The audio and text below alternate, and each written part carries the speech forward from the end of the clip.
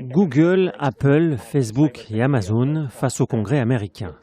Une audition après un an d'enquête sur d'éventuels abus de position dominante de la part des 4 géants de l'Internet. D'emblée, le président du sous-comité sur la concurrence se montre sévère. Many of the practices used by these companies have harmful economic effects.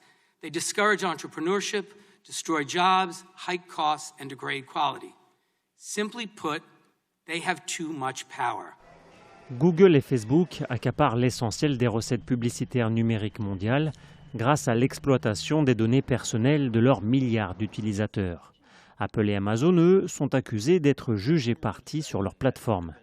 Selon les experts, les GAFA profitent de leur position pour s'emparer d'autres acteurs de l'Internet au fur et à mesure de leur croissance. Donc ce qu'on leur reproche, ça n'est pas simplement un mécanisme, disons, classique, comme on en voit parfois en droit de la concurrence, dans des cadres de cartels, du béton, du sucre ou des choses comme ça.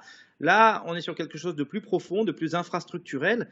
À tour de rôle, Sundar Pichai, Tim Cook, Mark Zuckerberg et Jeff Bezos répondent aux attaques en mettant notamment en avant leur rapport à l'économie américaine. Our industry is one of the ways that America shares its values with the world and one of our greatest economic and cultural exports.